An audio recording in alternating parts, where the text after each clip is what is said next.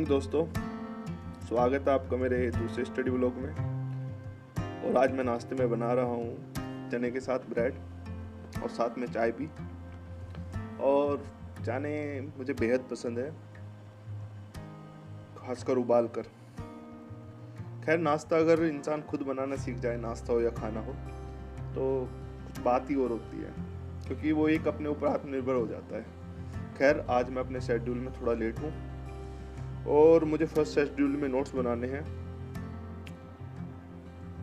जब हम back to back exam देते हैं ना, तो कुछ बेहद ज़रूरी कुछ सब्जेक्ट होते हैं, जैसे पॉलिटी, ज्योग्राफी, एनवायरनमेंट, इकोनॉमी। इन सब्जेक्टों के लिए स्टैंडर्ड बुक्स जो होती है वो एक ही इनफ होती है। जैसे पॉलिटी के लिए लक्ष्मीकांत, ज्योग्राफी के लिए जी.सी. लियोंग और साथ में एनसीईआरटी लगा के। मगर जैसे साइंस हो गया ना, इनके लिए 2-3 सोर्स पढ़ने ही पड़ते हैं, और विशेषकर तब अगर हम अलग अलग स्टेट का एग्ज़ाम दे रहे हैं। जैसे अगर हम एमपी पीसीएस में बैठेंगे तो उसके साइंस का स्टैंडर्ड कुछ और होगा, यूके पीसीएस में साइंस का स्टैंडर्ड कुछ और हो जाएगा। तो इसलिए मैंने जो 2-3 सोर्स है उन सबको मिला करके मैं अपने नोट्स तैयार कर रहा हूँ, ताकि मैं कोई भी पीसीएस देने जाऊँ मुझे अपना ज़्यादा टाइम ख़राब ना करना पड़े बार बार उन्हीं किताबों को पढ़ने में। तो बेहतर होगा अपने अच्छे नोट्स बना के रख लिए जाए इन सब्जेक्टों के लिए, जिनको हम डेली नहीं पढ़ सकते, और उनको रिवीजन के लिए एक लंबा गैप हो जाता है फिर से। ठीक है, तो मैं नोट्स बनाता हूँ, आप देखिएगा मेरा सेकंड स्टडी व्लॉग।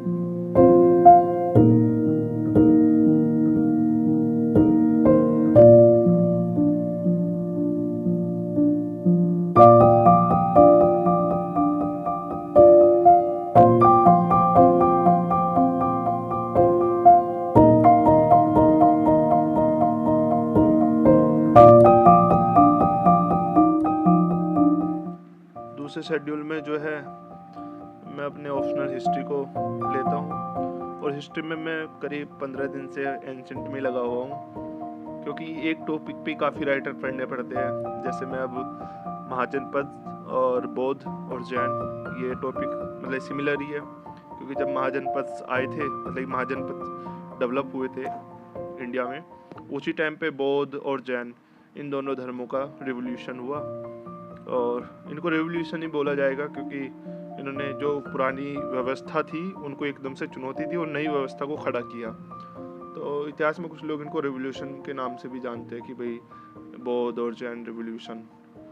तो इसके लिए मैं 3 राइटर है, उपेंद्र सिंह हो गए एंशिएंट के, दिल्ली यूनिवर्सिटी के हैं, रणवीर चक्रवर्ती हो गए जेएनयू के, और आर.एस. शर्मा पुराने कम्युनिस्ट इतिहासकार है, पहले भी बताया इनके बारे में। ये काफ़ी नामी गिरामी है और यूपीएससी में इनकी बुक से काफ़ी लगता है, काफ़ी क्वेश्चन आते हैं। पहले तो एनसीईआरटी की बुक्स आती थी, फिर एनसीईआरटी ने बंद कर दिया, क्योंकि जैसी विचारधाराएं चेंज होती है वैसे इतिहास पे सबसे पहले आफत आती है। समझ में नहीं आता कि हर एक विचारधारा दूसरी विचारधारा को थोपती है, मतलब दूसरी को थोपती नहीं, दूसरी को दोष देती है कि इसने गलत लिखा है। खैर, जिसने जो लिखा है ठीक है, हमको संगम बनना पड़ेगा इस चीज़ में। अगर हमको गवर्नमेंट का कोई भी एग्ज़ाम देना है तो हम किसी एक धारा को नहीं पकड़ सकते। तो हम तो भाई संगम बने हुए हैं, हम राष्ट्रवादी को भी पढ़ते हैं, हम कम्युनिस्ट को भी पढ़ते हैं, और उससे जो हमारे पर्सनल विचार डेवलप हो रहे हैं वो हमारे पर्सनल है, उसको कहीं जाहिर भी नहीं करना चाहिए।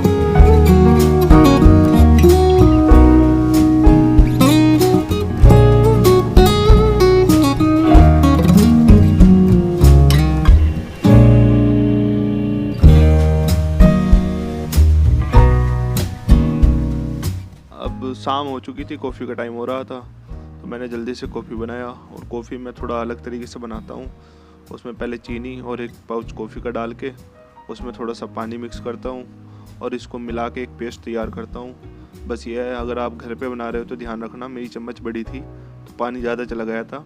1 पाउच के साथ आधा चम्मच पानी डालते हैं और फिर उसको इतना मिक्स करते हैं कि वो इस तरीके का पेस्ट बन जाएगा। मेहनत बहुत करनी पड़ती है मिक्स करने में।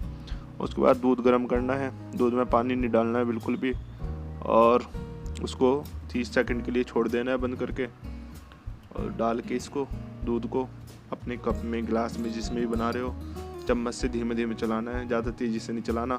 ये तेज़ी से इसलिए लग रहा है क्योंकि मैंने स्पीड लगा रखी है। बहुत धीमे धीमे चलाना है, उससे फिर इसमें जो है एक झाग बनेगे और मस्त कॉफ़ी बन जाएगी एकदम। इन्जॉय।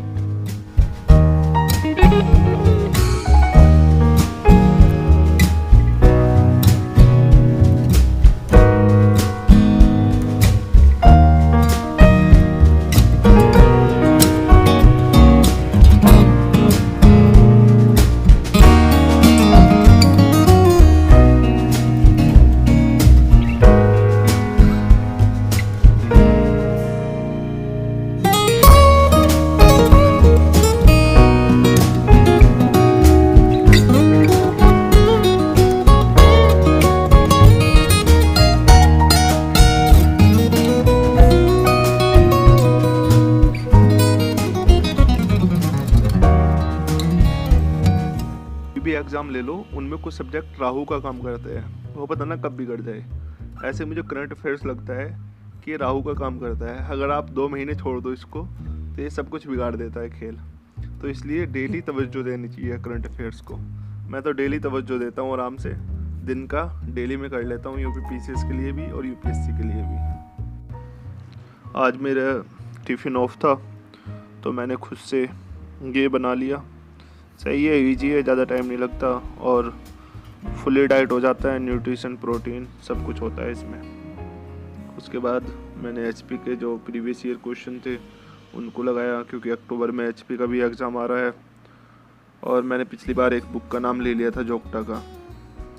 अगर आप में से कोई एचपी देने जा रहा है और जोग्टा ख़रीदने की सोच रहे हैं तो कतई मत लेना, बहुत बकवास बुक्स है। उससे अच्छा ल्यूसेंट ले लेना एचपी का, और अगर एचपी स्पेशल के लिए लेना है। बाकी यूट्यूब पे काफ़ी कंटेंट पड़ा है एचपी का, वहाँ से भी कर सकते हैं।